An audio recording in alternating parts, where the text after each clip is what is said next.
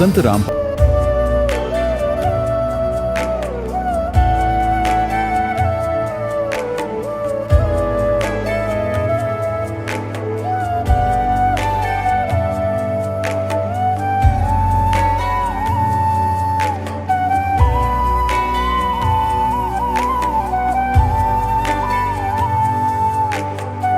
पूर्ण परमात्मा पाप कर्म दंड को भी काट सकता है। अभी तक जिस भी संत व महापुरुष से मिले उन्होंने यही बताया कि पाप कर्म फल भोगने से ही समाप्त होगा। वो प्रभु कौन है जो पाप कर्म को काट देता है, वो काल के बंधन से छुड़वा देता है। उसका क्या नाम है, पूजा की विधि क्या है? कृपया अवश्य सुनिए जगत गुरु तत्वदर्शी संत रामपाल जी महाराज के अमृत वचन। सत साहिब दर्शकों, सत्य की राह पर चलना कठिन होता है, लेकिन एक सच्चे संत के मार्गदर्शन में यह यात्रा न केवल सरल हो जाती है बल्कि जीवन को एक नया अर्थ भी दे देती है। दर्शकों, आज हम आपके समक्ष एक ऐसी कहानी प्रस्तुत कर रहे हैं जो दर्शाती है कि कैसे एक सच्चे संत की शरण में आने से जीवन में परिवर्तन आ सकता है। यह कहानी है उत्तर प्रदेश के जालौन निवासी श्री कालका प्रसाद जी की, जो पहले कई बुरी आदतों और अंधविश्वासों से ग्रस्त थे। लेकिन जैसे ही इन्होंने संत रामपाल जी महाराज का सत्संग सुना, इनकी आंखें खुल गईं। इन्हें समझ आया कि वे कितने गलत रास्ते पर चल रहे थे। सच्ची भक्ति की शक्ति का प्रत्यक्ष प्रमाण कालका जी को तब मिला जब एक भयानक बाइक दुर्घटना में चमत्कारिक रूप से इनकी जीवन रक्षा हुई और इनकी पत्नी के साथ भी अनेकों चमत्कार हुए। दर्शकों, आइए अब सुनते हैं कालका प्रसाद जी के जीवन की यह प्रेरणादायक कहानी, उनकी अपनी जुबानी। सर नमस्कार। नमस्कार सर। सर क्या नाम है आपका? कालका प्रसाद। कहाँ से आए हैं आप? धमरेही गांव, जिला जालौन, उत्तर प्रदेश। संत रामपाल जी महाराज की शरण में आने से पहले आप क्या भक्ति साधनाएं करते थे? ये छोटा पूरा कथा और सुनना या भागवत सुनना, और शंकर जी जो बाराबंकी ज़िले में लोधेश्वर हैं उनके ऊपर जल चढ़ाना, कई बार 10 बार गए। जब आप पहले पूजा कर ही रहे थे तो फिर आपने संत रामपाल जी महाराज जी से नाम दीक्षा क्यों ली? हमें एक्सीडेंट होने पर एक ज्ञान गंगा पुस्तक मिली, उसका ज्ञान समझ के आए कि ये तो सब नासवान है, परमात्मा तो असली ये है संत रामपाल जी महाराज। तो उस वजह से हम जो है यहाँ आए नाम दीक्षा लेने। संत रामपाल जी महाराज के बारे में आपको कैसे पता चला? हमने टीवी के माध्यम से नाम दीक्षा ली वहाँ, और जब परमात्मा ने मुझे आशीर्वाद दिया, मैं बहुत नशेड़ी था, तो उस दिन से आज दिन तक हमने नशे को किसी भी प्रकार से हाथ नहीं लगाया। क्या आप पहले नशा करते थे? हाँ, काफ़ी। हम 5-5 बंडल पी लेते और 2-2, 3-3 पुड़िया तम्बाकू भी खा लेते थे और साथ में लेके भी आए थे, लेकिन हम बाहर छिपा दिया था। जब परमात्मा ने दया करी तो उस दिन से इतनी दृढ़ता हो गई, इतना संकल्प ले लिया कि हमसे नशा किसी भी प्रकार, कई बार छोड़ा लेकिन छूट नहीं रहा था। परमात्मा संत रामपाल जी महाराज ने दया की, उस दिन से आज दिन तक हमने नशे को हाथ नहीं लगाया। सर चर्चा का विषय बना हुआ है कि जो भी व्यक्ति संत रामपाल जी महाराज से नाम दीक्षा लेता है वो नशा छोड़ देता है। बहुत सारे लोग ऐसे हैं जो नशा छोड़ना चाहते हैं। आपसे ये जानना चाहेंगे कि आपने संत रामपाल जी महाराज से नाम दीक्षा लेते ही नशा कैसे छोड़ दिया? उन्होंने बताया कि मंदिर तो असली ये है और इसमें सारे देवता वास कर रहे, इसको गंदा करना अच्छी चीज़ नहीं है, और जो हम खुद देवता बनाते हैं अपने हाथों से उन पे हम नहीं थूक सकते। तो इस तरह से हमें दृढ़ता लगी, विश्वास हो गया कि इस घट को जो है इसमें 5-5 देवता बैठे हैं, इसके अंदर गंदी चीज़ जाना नहीं है। हमें मालिक ने, संत रामपाल जी महाराज ने ये बताया। साथ में अमृत जल दिया और परमात्मा ने प्रसाद भी दिया। उसको प्रसाद खाने से हमारे अंदर दृढ़ता आती रही। सर आपको कैसा लगता है कि आपके जो पुराने साथी जो हैं वो आपको देख करके कैसा रिएक्ट करते हैं, क्या कहते हैं, चूँकि आप पहले नशा करते थे और अब नशा नहीं करते हैं? हम करीब 20 सालों से नशा कर रहा था, लेकिन उस दिन से नशा बंद कर दिया। और जब साथी लोग नशे के लिए कहते हैं तो परमात्मा ने जो ज्ञान बताया उनको भी बताते हैं कि धरी कहूँ ढूंढे कहूँ वस्तु ना आवे हाथ, और वस्तु हाथ तभी आवे जब भेदी ले ले साथ। इस शरीर का भेदी परमात्मा है जिसने 9 महीने में माँ के घर में गढ़ के तैयार किया, और उन्होंने 5-5 देवता बताए हैं। तो हमें अपने ही शरीर का ज्ञान नहीं था, इसलिए हम अपने से परे देवताओं की पूजा करते थे। लेकिन जिस दिन से ये ज्ञान हो गया उस दिन से हमने नशा भी नहीं लगाया, और कई लोगों को कहने पर उन्होंने हमारे सामने पुड़िया फाड़ के फेंक दी, उन्होंने भी नशा का परित्याग किया। सर, संत रामपाल जी महाराज जी से आपने नाम दीक्षा ली और आपने नशा छोड़ दिया। इसके अलावा संत रामपाल जी महाराज से जुड़ने के बाद आपको क्या लाभ मिले? हमारा बाइक से एक्सीडेंट हो गया था, जो हमारी बाइक करीब 20 मीटर दूर गिरी, 10 टायरा ट्रक था, उसके हम नीचे आ गए। किसी ने बच के हमको उससे, जब हम 1 मीटर घसट गए, हमारे 3 कपड़े पहने थे सर्दी में, वो सारे कपड़े नीचे फट गए घसीट से, और संत रामपाल जी महाराज ने बाल बचा लिया। और जब हम बाहर आए तो किसी साथी ने कहा कि हम तुम्हारे घर पे फ़ोन कर दें। तो हमने कहा नहीं, हमें फ़ोन ना करो, घर के सारे लोग घबरा जाएंगे, हमें हॉस्पिटल ले चलो, थोड़ा हमें इलाज दिलवा दो। इलाज दिलवा के आए, हमारी गाड़ी पड़ी थी ऐसे ही, उसको उठा के खड़ी की, और गाड़ी इस पैर में इधर ज़्यादा चोट थी, किक नहीं लग रही थी। परमात्मा का सुमरण किया, संत रामपाल जी महाराज का सुमरण किया। सुमरण करने से हमारी गाड़ी स्टार्ट हो गई, और उस गाड़ी पे बैठ के हम 25 किलोमीटर चला के आए। इसके बाद जब हम गाड़ी से उतरे तो घर की देहरी नहीं नाक पाए, इतना भयंकर दर्द हो गया। चारपाई पे लेट गए और दर्द बर्दाश्त नहीं हो रहा था। तो हमने संत रामपाल महाराज जी से प्रार्थना की कि दास को बाल बचा लिया, अब तो ये दर्द से तड़प के मर जाएगा, दया करें मालिक। परमात्मा ने दया कर दी, बिना इलाज बिना दवा के हमारा दर्द शांत हो गया। और हमारी भक्तमती को भी लाभ हुआ, जिन्होंने ग्वालियर इलाज लेने के बाद फिर इनका जो है एकदम से लैटरिन और गैस इतनी बढ़ गई कि इन्होंने जो है 10 दिन खाना नहीं खाया। जब खाना नहीं खाया तो बिना खाना अंग्रेजी दवाई नहीं खा पाते, दवाई भी बंद हो गई। 10 दिन मरने के पोजीशन में आ गई, ज़मीन पे लिटा दिया, और भगत देखने आने लगे। ज़्यादा तकलीफ़ देख कर तो हमारे यहाँ 10 भगत थे, उन्होंने सबने मिलकर परमात्मा का मंगलाचरण किया। मंगलाचरण करने से उनके जैसे बीमार थी नहीं, ठीक हो गई। और हम उनको कार भी कर लिया था ले जाने के लिए दोबारा। फिर उनको लेके जिला अस्पताल गए तो वहाँ उनका कोई इलाज नहीं दिया, डॉक्टर ने बोले जाओ घर लेके, ठीक है। लेकिन उनका जो पैरालाइज से जो नस जाम हो गई थी, उससे वाणी नहीं निकल पाती थी। आज परमात्मा ने दया कर दी, संत रामपाल महाराज जी ने दया कर दी। और हमारे चाचा श्री 200 ब्लड प्रेशर हाई हुआ था, उसमें वो चले गए थे।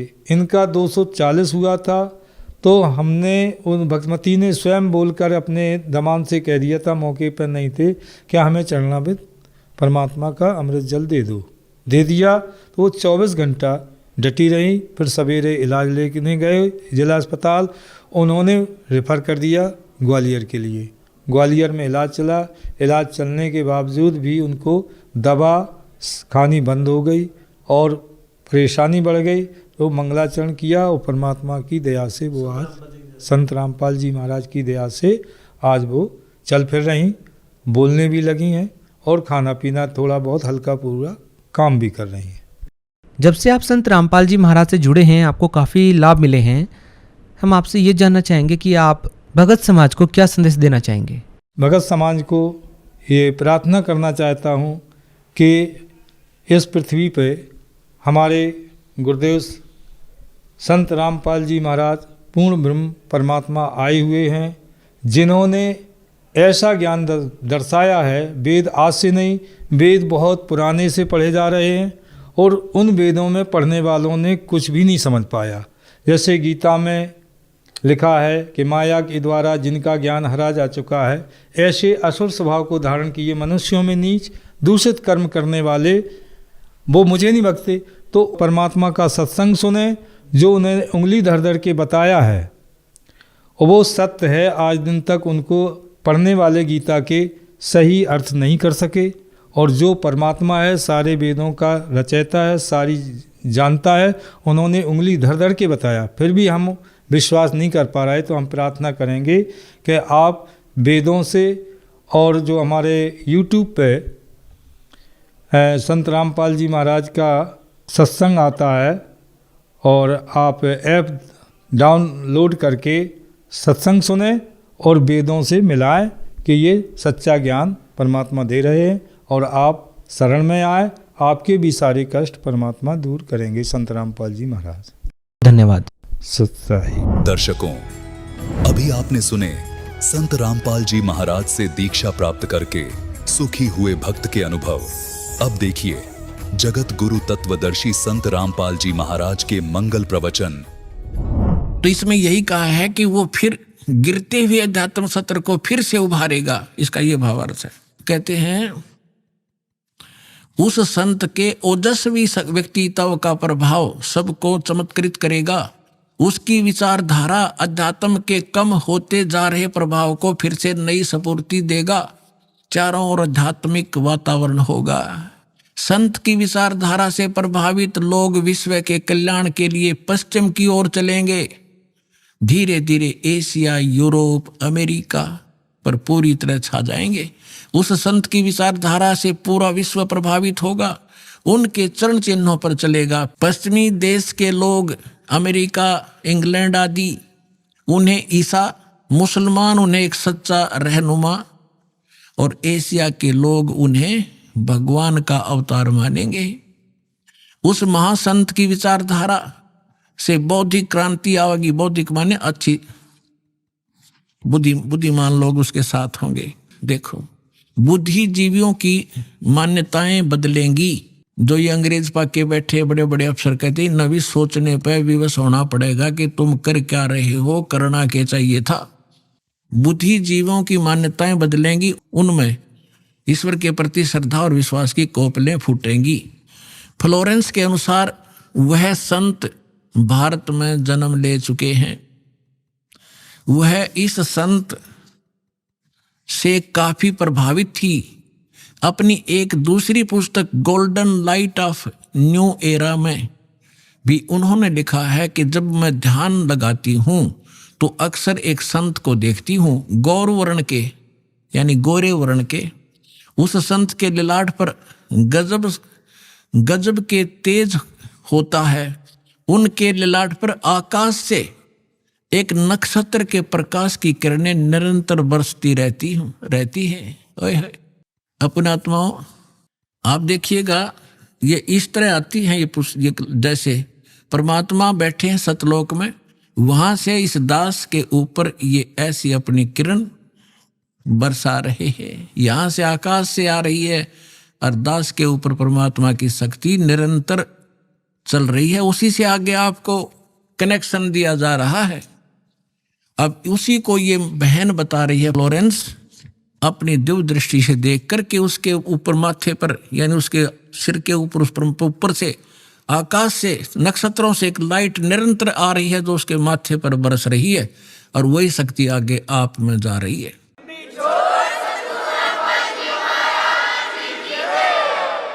जब मैं ध्यान लगाती हूं तो अक्सर उस एक संत को देखती हूं गौर वर्ण के। अब देखो यहां थोड़ा सा लिखना भूल गया, फिर इन भक्तों ने अपना ने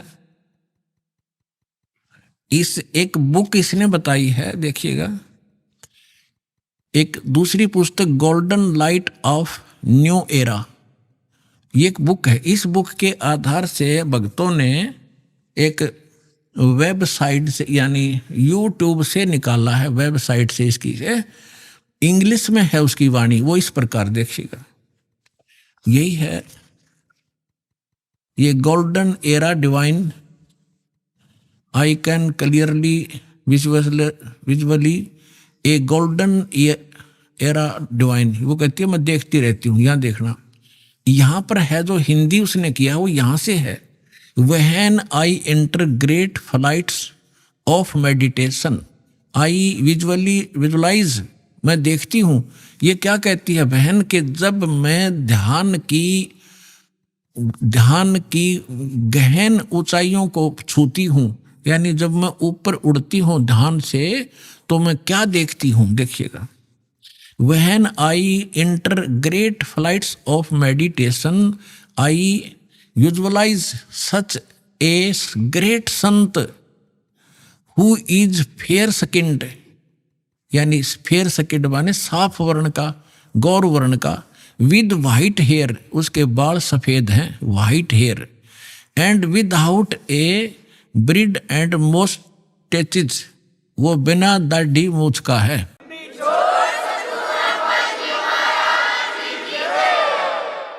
और उसके सफेद बाल हैं। दास की इस एज को वो उस समय देख रही थी कि उस समय वो ढूंढा ठावेगा। अब उसी का अंश इसने यहाँ थोड़ा सा कम अनुवाद कर पाया, ये भूल गया होगा। इसने अपनी दूसरी पुस्तक golden light of new era में भी लिखा है, जब मैं ध्यान लगाती हूँ तो अक्सर एक संत को देखती हूँ, गौर वर्ण के, आगे लिखना भूल गया, सफेद बाल थे, बिना दाढ़ी मूछ का। अब दरअसल क्या है कि ये कोई पत्रकार ने उस वाणी को, उसकी बोली हुई को अपने ढंग से चित्रार्थ किया है। तो इन लोगों का दृष्टिकोण था किसी और संत पे कि वो हो सकता है। इसमें लिख रखा है कि वो श्री राम शर्मा होगा, इस अंग्रेजी वाले ने आगे चल के जो, जैसे गीता मूल तो सही है, मूल पाठ गीता का, अनुवादकर्ताओं ने अपने हिसाब से श्री कृष्ण का ऊपर बना रखी थी, श्री कृष्ण बोल रहा है गीता। तो ये लोग ऐसे यहाँ ये जान के छोड़ गया कि वो सफ़ेद बाल होंगे और बिना दाढ़ी मूछ वाला होगा, इसलिए यहाँ छोड़ गया। इसमें इंग्लिश वाली में उसकी में साफ लिखा है, वो उसकी अपनी बोली हुई भविष्यवाणी है, अपनी भाषा में। यहाँ देखिएगा, जब मैं ध्यान की लगाती हूँ तो अक्सर एक संत को देखती हूँ, गौर वर्ण के। उस संत के ललाट पर गजब के तेज होता है, उनके माथे पर, ललाट पर आकाश से एक नक्षत्र के प्रकाश की किरणें निरंतर बरसती रहती हैं। मैं देखती हूं कि वह संत अपनी कल्याणकारी विचारधारा तथा अपने सच्चरित्र प्रबल अनुयायियों की शक्ति से पूर्ण विश्व में नए ज्ञान का प्रकाश फैलाएगा। आप देख रहे हो, बंदी छोड़ के बच्चे कहाँ जा करके विशाखापट्टनम तक दूर दूर जा करके आज प्रचार कर रहे हैं परमात्मा के ज्ञान का।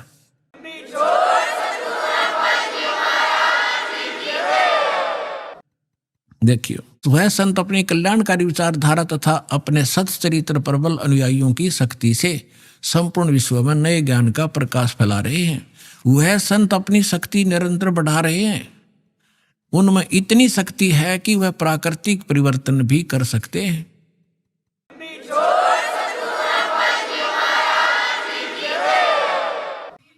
वह अपना कार्य वैज्ञानिक ढंग से करेंगे।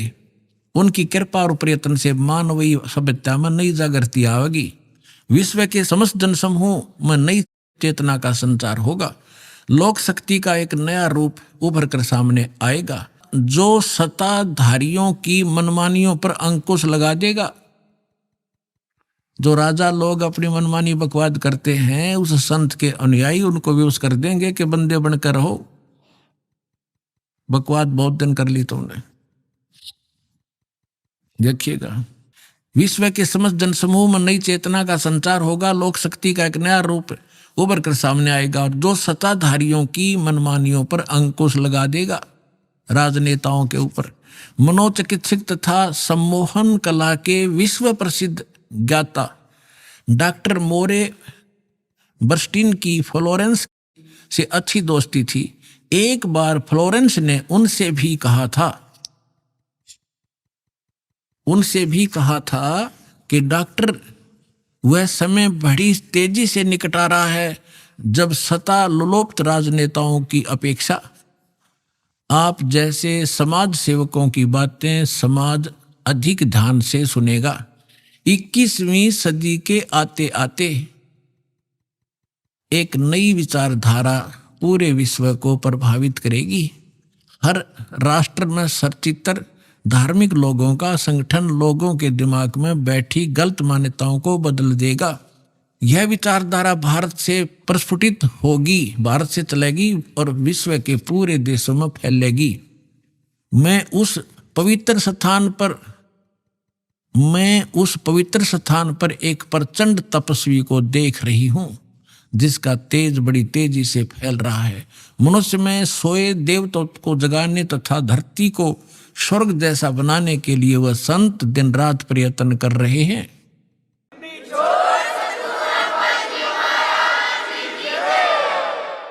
एक पत्रकार ने 1964 में फ्लोरेंस से पूछा था कि क्या वह दुनिया का भविष्य बता सकती है। फ्लोरेंस ने इसके बाद जवाब में कहा था 1980 में ये होगा, 1990 में ये होगा, सारा कुछ बताया था। ठीक, आगे क्या बताया है कि तीसरा विश्व युद्ध के शुरू होने तक भारत के शासन की बागडोर, ये कहते हैं कि विश्व युद्ध का आतंक सबके दिमाग में बैठ जाएगा और भारतीय राजनेता अपने प्रभाव और बुद्धि से तीसरे विश्व युद्ध को टालने में सफल हो जाएंगे। तीसरे विश्व युद्ध के शुरू होने तक भारत के शासन की बागडोर आध्यात्मिक वृत्ति के लोगों के हाथ में होगी, इसलिए उनके प्रभाव से विश्व युद्ध टलेगा। वे शासक एक महान संत के ओजस्वी तथा क्रांतिकारी विचारधारा से प्रभावित होंगे। वे उस संत के प्रति उसी तरह समर्पित होंगे जैसे वाशिंगटन स्वतंत्रता एवं मानवता के प्रति समर्पित थे। न्यू जर्सी की रहने वाली, न्यू जर्सी कोई शहर है अमेरिका में, न्यू जर्सी की रहने वाली फ्लोरेंस सचमुच एक विलक्षण महिला थी। एक बार नोबेल नामक एक व्यक्ति ने, इसने ये बताना चाहा, पत्रकार ने दिखाना चाहा है कि एक पत्रकार था अमेरिका का और वो इसका इंटरव्यू ले रहा था और वो इंटरव्यू टीवी पर चला रखा था डायरेक्ट लाइव। तो ये पूछ रहा है कि आप एक संत के बारे में तो बहुत बता रही हो, लेकिन मेरे बारे में बताओ कुछ। जो प्रकरण इतना ही इसमें ना पढ़ के मैं वैसे बता दूं, जल्दी निमट जाएगी बात। तो फ्लोरेंस ने कहा कि तेरे विषय में बताऊं। उसका दायां हाथ पकड़ा और उसने कहा कि आप जो है किसी दूसरे राज्य में भी प्रचार प्रसार करेगा। तो वो कह रहा था, उसने इसमें लिखा है कि मैं उससे कह रहा था कि तू भला मजाक कर रही है मेरे साथ। अगर इस इंटरव्यू को मेरी महकमे वाले सुन रहे होंगे, मेरे बॉस, तो मुझे नौकरी से निकाल देंगे। दूसरे में प्रसार तो नहीं होगा पर मैं नौकरी से जाता रहूँगा। तू क्या मजाक कर रही है। उसी समय मेरे हेड ऑफिस से टेलीफोन आया, मैंने, और मेरे लिए ही था, मैंने उठाया। मेरा बॉस कह रहा था कि मैं तुम्हारा इंटरव्यू देख रहा हूँ, मैं हैरान हूँ कि हमने निश्चय कर लिया है आपको न्यूयॉर्क के अंदर प्रचार प्रसार के लिए भेजना है और जल्द कल ही इसका डिक्लेयर करेंगे, फाइनल हो चुका है। मैं हैरान हूँ, तुम्हारा इंटरव्यू मैं सुन रहा हूँ कि फ्लोरेंस को कैसे पता चला और आप जल्दी आ जाइए, आपको वहाँ भेज रहे।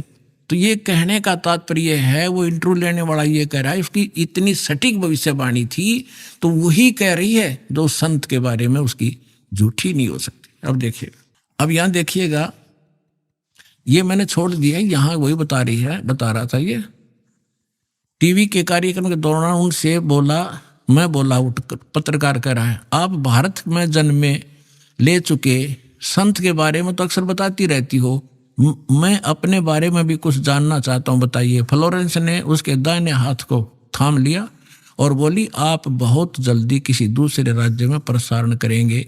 नोबेल ने एक प्रसारण सेवा के, वो एक कर्मचारी थे उस प्रसारण सेवा के, इस बात पर हंसने लगे। कुछ सेक्शन बाद बोले कि आपने मुझसे अच्छा मजाक किया, यदि हमारी कंपनी के अधिकारी इस कार्यक्रम को देख रहे होंगे तो दूसरे राज्य में तो जाऊंगा या नहीं, फिलहाल अपनी कंपनी से तुरंत निकाल दिया जाऊंगा।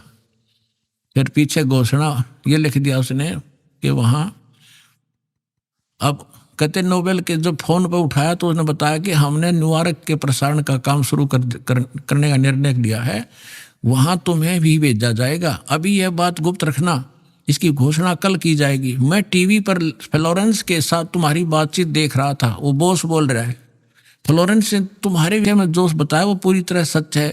आश्चर्य है कि यह बात कैसे मालूम होगी। नोबेल फ्लोरेंस का चेहरा देखता रह गया। अब उस लड़की ने ये सटीक भविष्यवाणी ये सिद्ध की इसने, और उसी ने उस संत के बारे में की। आगे फिर देखना, उस कुछ पत्रकारों ने उनसे एक बार पूछा था कि वे भविष्य को कैसे देख लेती है तथा गायब व्यक्ति या वस्तुओं का पता कैसे लगा लेती हैं, तो फ्लोरेंस ने बताया, मुझे स्वयं नहीं मालूम कि यह कैसे संभव हो जाता है। मैं भविष्य के विषय में एक बहुत महत्वपूर्ण बात बता रही हूं। बार बार कहा करती वह कि 20वीं सदी के अंत में भारतवर्ष में 1997 के आसपास एक प्रकाश निकलेगा। वह प्रकाश पूरी दुनिया को उन दैवी शक्तियों के विषय में जानकारी देगा जो अब तक हम सभी के लिए रहस्यमय बनी हुई थी। एक दिव्य महापुरुष द्वारा यह प्रकाश पूरे विश्व में फैलेगा। वह सभी को सतमार्ग पर चलने की प्रेरणा देगा। समस्त दुनिया में एक नई सोच की ज्योति फैलेगी। जब मैं ध्यान अवस्था में होती हूं तो अक्सर यह दिव्य महापुरुष मुझे दिखाई देते हैं। फ्लोरेंस ने एक बार कहा, इस संत या दिव्य महापुरुष का जिक्र किया है, साथ ही यह भी बताया है कि उत्तरी भारत के एक पवित्र स्थान पर वह मौजूद है, बरवाला में।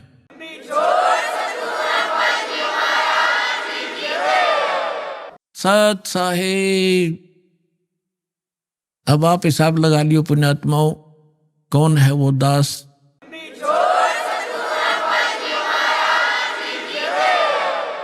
परम पिता परमात्मा पूर्ण ब्रह्म सारी सृष्टि के रचनहार कबीर परमेश्वर जी की असीम रजा से आप सभी पुण्यात्माएं परमात्मा की महिमा सुनने के लिए उपस्थित हुए हो। जब तक ये प्राणी सत्संग में नहीं आता तब तक इसको मनुष्य जीवन के लक्ष्य का ज्ञान नहीं होता। उससे पहले जैसे भी माहौल के अंदर वो पला है, जैसी भी क्रियाएं उसने देखी और सुनी है, जो भी ज्ञान उसको ग्रहण है, उसी को अंतिम मानकर और निश्चिंत होकर के अपने जीवन सफर पर चल रहा होता है। क्योंकि आसपास के अक्षेत्र में वही क्रियाएं होती हैं, वही ज्ञान होता है और वही सब भक्ति मार्ग होता है, जिस कारण से उस व्यक्ति को, उस प्राणी को कोई संदेह नहीं होता, शंका नहीं होती कि जो क्रिया और जो साधना, जो परंपरा, जो रीति रिवाज में कर रहा हूं, ये करने की नहीं है। वो यही सोचकर कर रहा होता है कि सभी कर रहे हैं तो ये सारी ठीक होंगी। कोई बकरीद मनाता है या कोई देवी पर बलि चढ़ाता है तो सभी अपनी क्रियाओं को सही मान रहे होते। तो इसलिए सत्संग की आवश्यकता होती है। सत्संग के अंदर परमात्मा का विधान बताया जाता है।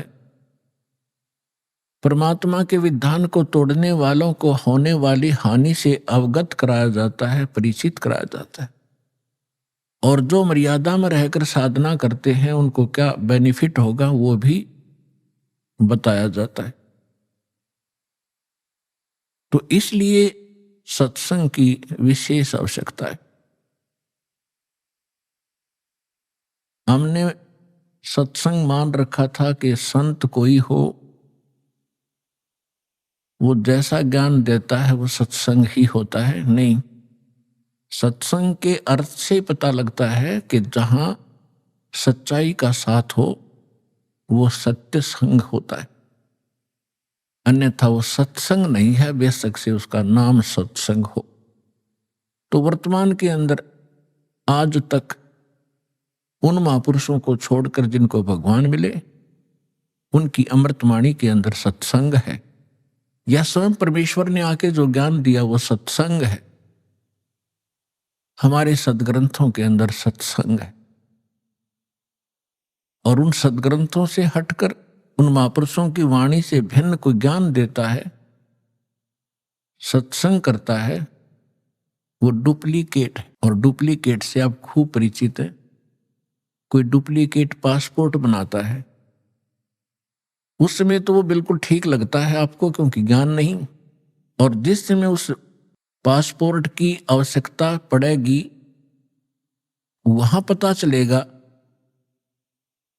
तो उस समय वो यूजलेस होगा, आपका सारा जीवन व्यर्थ हो चुका होगा।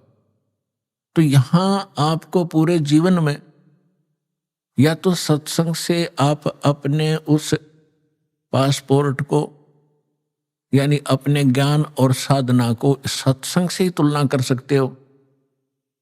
सत्संग से उसको कंपेयर किया जा सकता है कि मेरा ज्ञान ठीक है, मेरी भक्ति ठीक है या नहीं। अन्यथा फिर आपको उस समय पता चलेगा जब आप धर्मराज के दरबार में खड़े होगे। उस समय आपका वो डुप्लीकेट नाम, डुप्लीकेट ज्ञान और वो डुप्लीकेट गुरु कुछ काम नहीं आएगा। उस समय बहुत देर हो चुकी होगी। तो इसलिए पुण्यात्माओं, सतर्क हो। बहुत जन्म खो दिए आपने इस भांग के बाड़े, नकली संतों के पास। आज दया बख्शी है परमात्मा ने आप अपने बच्चों पर, आपको शिक्षित किया है, और परमात्मा ने इस दास को यहाँ आपके लिए भेजा है, तत्व ज्ञान युक्त किया है।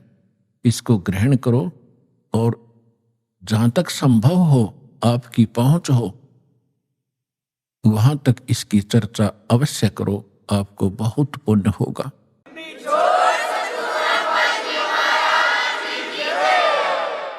जिस प्रकार जंगल में भटके हुए व्यक्ति को और कोई हाथ पकड़कर सही मार्ग पर लाकर खड़ा कर दे, कितना बड़ा उपकार होता है।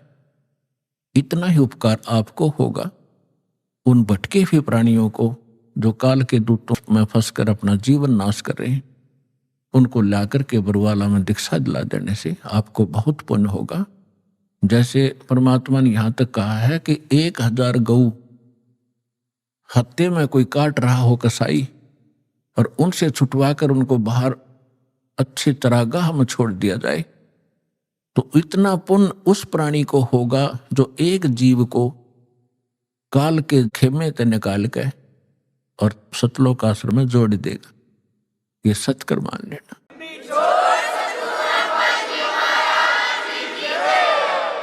क्योंकि गलत साधना करके या भक्ति ना करके उस जीव को कितना कष्ट होना था भविष्य में। करोड़ों जीवन वो कुत्ते के भोगता, करोड़ों जीवन वो गधे के भोगता, लाखों जीवन वो कुत्ते कहीं पर और अन्य प्राणियों के भटकता, और फिर यहां आने के बाद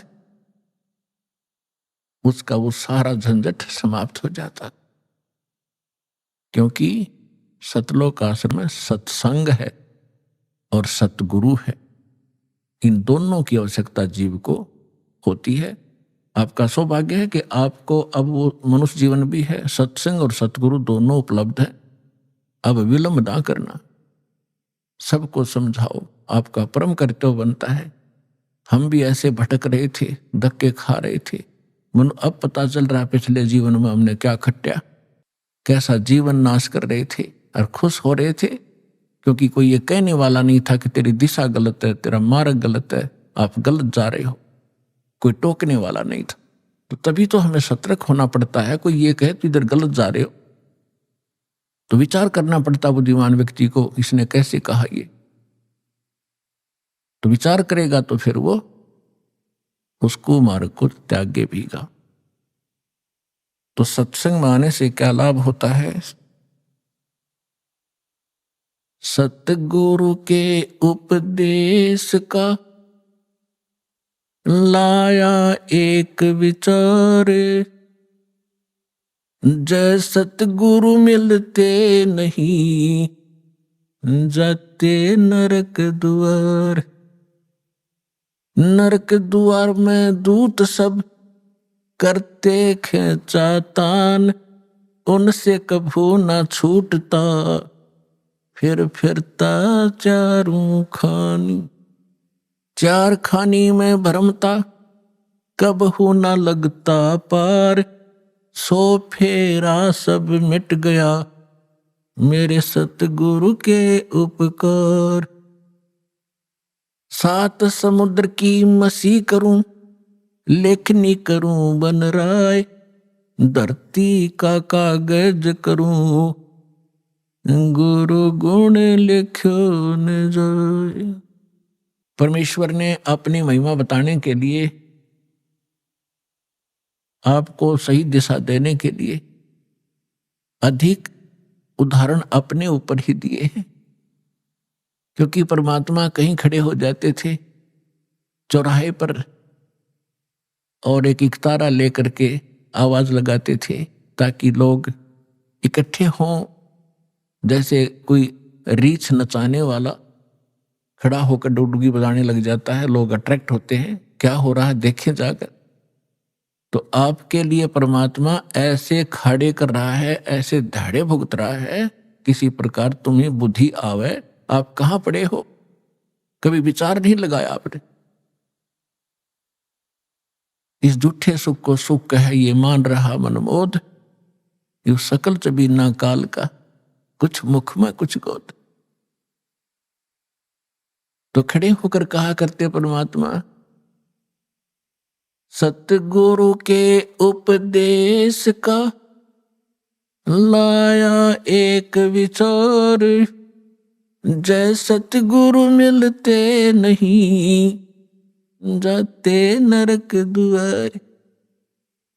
तो परमात्मा ने पद भाग का सहारा इसलिए दिया क्योंकि हमारे अंदर एक विकार है, कान का शब्द विषय है हमारे अंदर। तो उस विकार के कारण परमात्मा अट्रैक्ट करते थे। सुरीली आवाज थी दाता की, वाणी में इतना अट्रैक्शन आत्मा को पकड़ के खींच लेता, क्योंकि परमात्मा की वाणी आत्मा के लिए ही होती है। तो वहां समझाया करते थे, अपने आप ही बताते थे। जब वो बार बार न्यू कहा मैं भगवान होता, लोग डले मारने लग जाए थोड़े दिन में, हमारी आदत खराब हो चुकी है।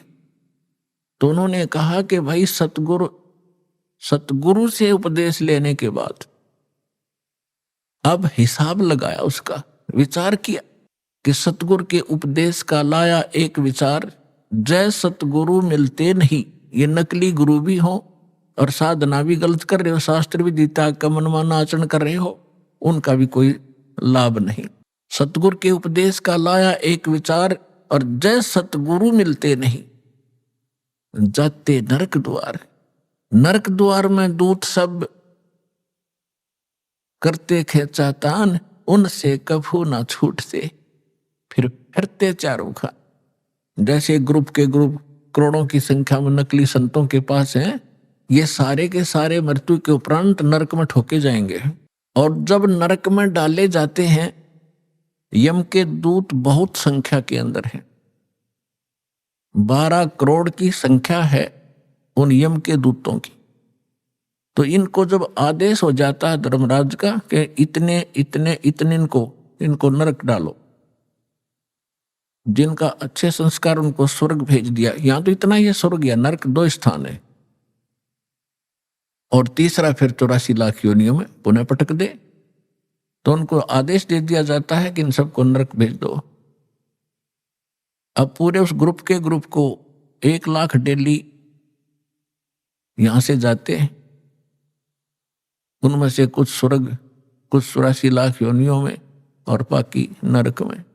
तो भाले लेकर के, लठ लेकर, एक सूक्ष्म शरीर है इसके अंदर, उस सूक्ष्म शरीर के अंदर प्राणी जब तक नेक्स्ट योनि प्राप्त नहीं करता, नेक्स्ट शरीर नहीं प्राप्त करता, तब तक उसका फेस, उसका आकार ज्यों का त्यों रहेगा, एज इट इज, जैसा इस शरीर में।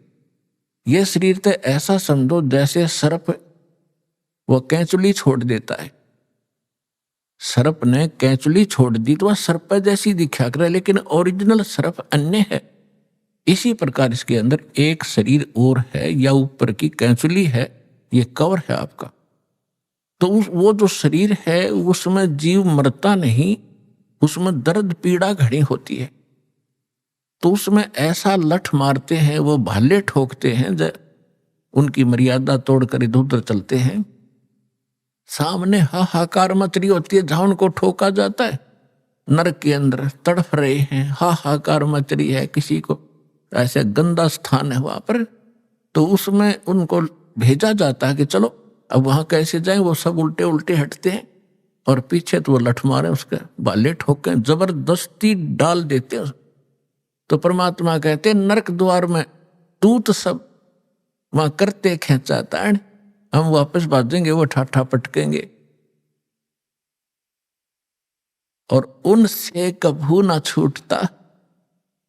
उसके बाद फिर फिरता चारों खानी, चार खानी में, ये 83 लाख योनियों के शरीरों में, चार खानी में भरमता में कभू ना लगता पार।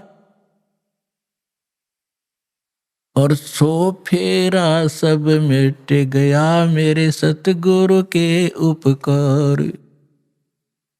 क्यों सारा झंझट बाईपास कर दिया उस सतगुरु ने। इतने दुख आपकी बला टलेगी इस सच्चे नाम को लेने से, कबीर परमात्मा की शरण में आने से, सतलोक आश्रम बरवाला में आकर दीक्षा ग्रहण कर। फिर परमात्मा कहते हैं ऐसे सतगुरु के फिर गुणगान क्या करूं। आप तो बालक हो, कोई दूसरी कक्षा का, कोई पहली कक्षा का, कोई वैसे सत्संग सुन करने के लिए आया है, लेकिन जब आप इस अध्यात्म ज्ञान से परिचित हो जाओगे, आपकी आंखों से आंसू पड़ा करेंगे। अभी आपने सुने संत रामपाल जी महाराज के मंगल प्रवचन। आइए अब सुनते हैं संत रामपाल जी महाराज से नाम दीक्षा लेकर सतभक्ति करके अद्भुत लाभ प्राप्त करने वाले अनुयायी के विचार। दर्शकों, ये कहानी अहमदाबाद के प्रिंसिपल सुकेश राठौर जी की है। सुकेश राठौर जी ब्रह्मा कुमारी पंथ से जुड़े थे। ब्रह्मा कुमारी पंथ द्वारा बताई गई साधना से सुकेश जी और उनका परिवार विभिन्न बीमारियों और भूत प्रेत बाधाओं में घिर गया था। हालात इतने खराब हो गए कि सुकेश जी ने आत्महत्या का निर्णय कर लिया। आत्महत्या से पहले इन्होंने अपने माता पिता से बात की। उनके माता पिता ने उन्हें समझाया कि आप संत रामपाल जी महाराज की शरण में चले जाओ। अपने माता पिता की बात मानकर उन्होंने संत रामपाल जी महाराज से दीक्षा ले ली और दीक्षा लेने के बाद उनका जीवन पूरी तरह बदल गया और उनकी बीमारियों का अंत हो गया। एक और चमत्कार तब हुआ जब उनके बेटे की अचानक मौत हो गई, लेकिन संत रामपाल जी महाराज के अमृत जल से वह पुनः जीवित हो गया। इस अनुभव ने सुकेश जी के जीवन में संत रामपाल जी महाराज पर विश्वास और अडिग कर दिया कि संत रामपाल जी महाराज ही पूर्ण परमात्मा है। आज सुकेश राठौर जी छाती ठोक कर कहते हैं कि संत रामपाल जी महाराज स्वयं कबीर परमात्मा के अवतार हैं। आइए जानते हैं सुकेश राठौर जी की कहानी, उन्हीं की जुबानी। सर नमस्कार। नमस्कार जी। सर क्या नाम है आपका? सुकेश भाई राठौर। सर कहाँ से आए हैं आप? चांदोड़िया अहमदाबाद गुजरात से आया हूँ। क्या करते हैं आप? वैसे मेरे संस्था है हरिओम हिंदी विद्यालय, उसका मैं प्रिंसिपल हूँ। संत रामपाल जी महाराज से कब जुड़े आप? सर 23 मई 2013 को नाम दीक्षा ली। सर आप अहमदाबाद गुजरात में रहते हैं और आप एक प्रिंसिपल भी हैं, तो सर इतनी दूर संत रामपाल जी महाराज से आप कैसे जुड़े? सर इसके पीछे बहुत बड़ा कारण है। सबसे पहले बीमारियों का दौर था मेरे घर के अंदर।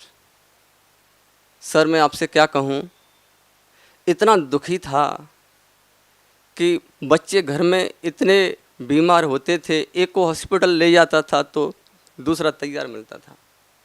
3-4 साल इतना परेशान होगा सर जी कि आपसे क्या बोलूं। उसके साथ साथ घर में भूत प्रेत का साया था। भक्तमती के ऊपर एक प्रेत आत्मा है, सबसे ज़्यादा परेशान करती थी। जैसे ही मैं ऑफिस से घर पे आता था तो रोज़ का लड़ाई झगड़ा, इससे भी मैं बहुत परेशान था।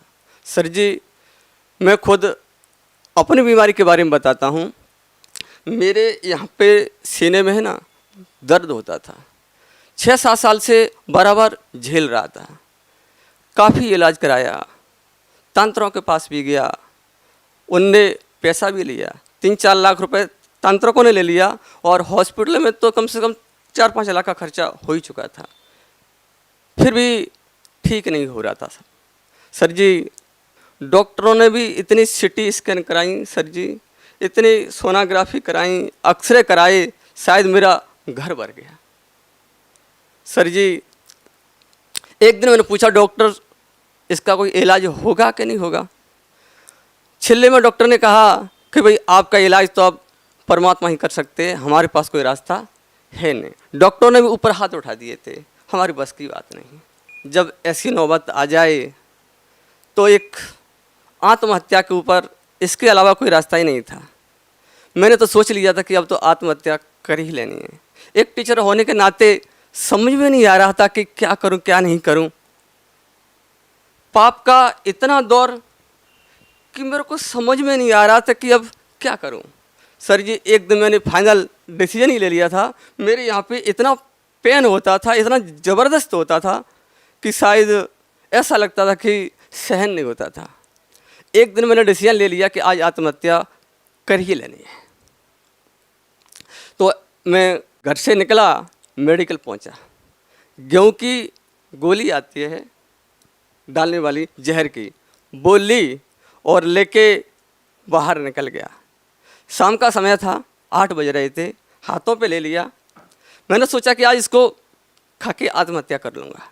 फिर वहाँ बैठे बैठे सोचा कि मरना तो है ही, एक बार खुदा की ओर नज़र डाल लेते हैं। मैंने अंतरात्मा से पुकारा, हे परमात्मा, अगर तू इस धरती पे है तो आज आपके बच्चे की जान जा रही है, बचाना है तो बचा लो। उसी समय मन में प्रेरणा आती है कि मर तो रहा ही है, एक बार मम्मी पापा को फ़ोन तो कर ले। तो मैंने मम्मी पापा को उसी समय फ़ोन किया। पापा ने पूछा कैसा है। मैंने कहा कि सब अच्छा है, बस आपका बेटा आज ही मर जाएगा। क्या बात है कि मैंने बोला कि आज मैं आत्महत्या करके मर जाऊंगा। मैंने बोला कि जो मेरा इलाज है वो ठीक नहीं हो रहा है, डॉक्टर ने भी हाथ उठा दिए हैं। तो पापा ने संत रामपाल जी महाराज से नाम दीक्षा ली थी 2009 में। जब मेरे पिताजी ने संत रामपाल जी महाराज के बारे में मुझे बताते थे तो मैं गुरुओं के बारे में मानता नहीं था।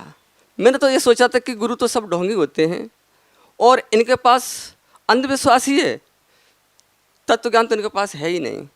क्योंकि पहले भी मैं भटक चुका था।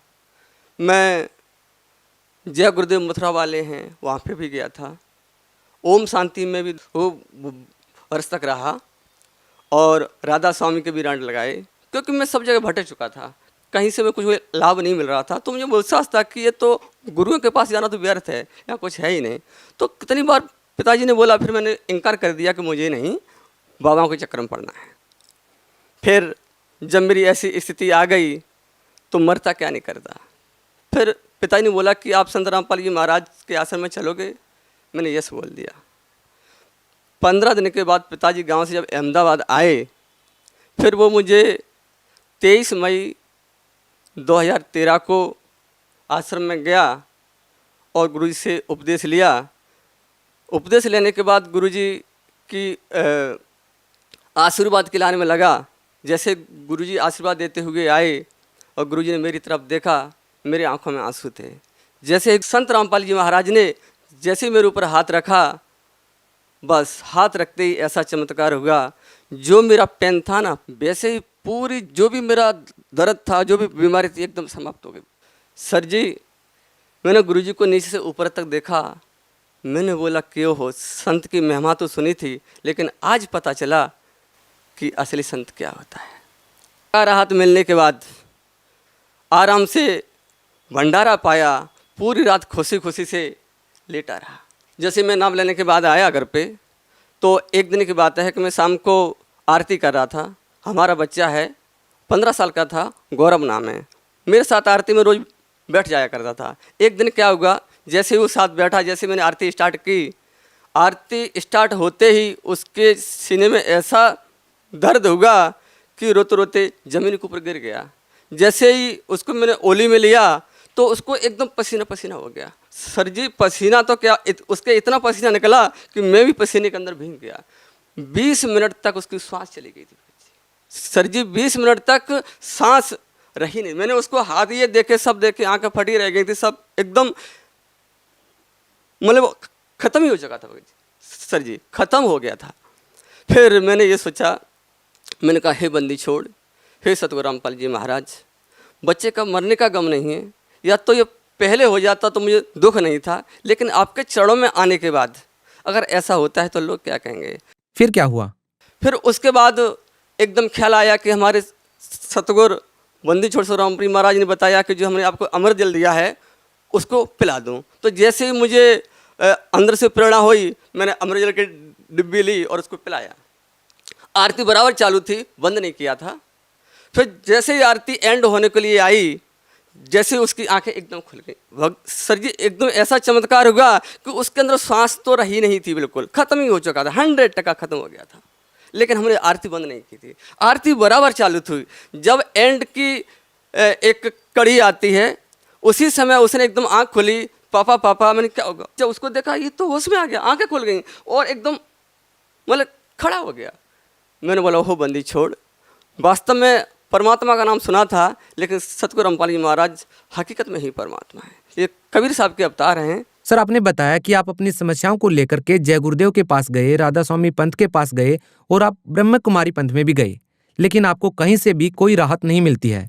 और जैसे ही आप संत रामपाल जी महाराज जी से नाम दीक्षा लेते हैं और आपकी वर्षों पुरानी बीमारी जो होती है, जिस बीमारी को लेकर के आप जहर खाने की स्टेज तक पहुंच गए थे, वह बीमारी आपकी ठीक हो जाती है। तो सर सवाल ये है कि संत रामपाल जी महाराज से नाम दीक्षा लेने के बाद आपकी जो बीमारियां ठीक हुई हैं, उन बीमारियों के अलावा भी क्या आपको और भी कोई लाभ मिले हैं? जी, और अनेक लाभ मिले। हमारी आर्थिक स्थिति भी पहले से डाउन थी, फिर बहुत अच्छी हो गई।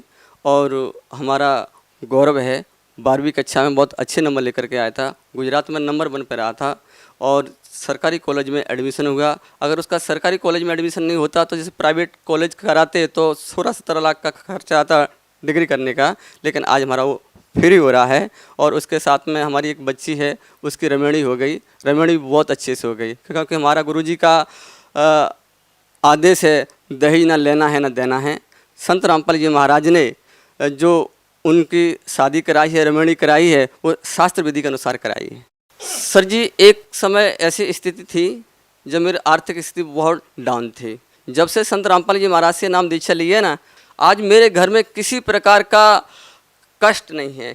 आज मैं इतना सुखी हूँ सर जी कि मेरे कहने पे कोई कुछ शब्द नहीं बचे मेरे पास।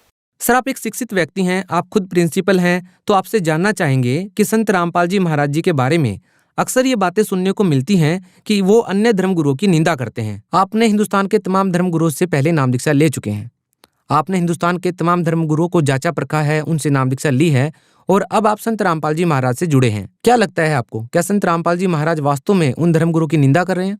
निंदा तो नहीं है, हमारे गुरुजी ने एक सच्चाई बताई है। सच्चाई बताना कोई निंदा नहीं होती है। हमारे गुरुजी ने वेद शास्त्रों को खोल खोल कर रख दिया है। गीता वेद सबके यहाँ पढ़े हुए हैं, मिला लो, सच्चाई क्या है आपको खुद स्वयं पता चल जाएगी। सर, ये भी सुनने को मिलता है कि जो श्रद्धालु संत रामपाल जी महाराज से जुड़े हुए हैं वो एक अंधश्रद्धा भक्ति के तहत जुड़े हुए हैं। वो अनपढ़ लोग हैं, ज़्यादा पढ़े लिखे नहीं हैं, लेकिन आप तो खुद एक प्रिंसिपल हैं और आप एक स्कूल का संचालन भी करते हैं, तो आप क्या कहना चाहेंगे इस बारे में?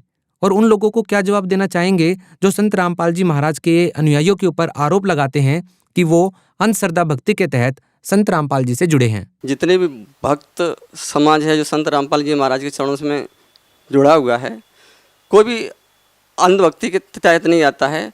उन्होंने सच्चाई को जाना है, परखा है और उनसे नाम दीक्षा ली। संत रामपाल जी महाराज ने सामाजिक उत्थान की जो क्रांति खड़ी की है, आप उसके बारे में क्या कहना चाहेंगे? सर, जैसा कि मैंने बताया कि मेरी बेटी की रमेणी हुई, शादी हुई, तो उसमें वर पक्ष ने भी ना दहेज लिया, 1 पैसे का भी खर्चा नहीं होगा। और हमारे गुरुजी ने हमें ये सिखाया कि दहेज ना लेना है ना देना है, और नशा मुक्त भारत बना रहे हैं। सर, आप भगत समाज को क्या संदेश देना चाहते हैं? सर जी, भक्त समाज को प्रार्थना ही कर सकता हूँ कि वो संत रामपाल जी महाराज का सत्संग सुने और जो हमारे गुरुजी की लिखी हुई पुस्तकें हैं उनको पढ़ें, सच्चाई को जाने, परखें और उपदेश लें और अपना कल्याण कराएं। जी, धन्यवाद। सर।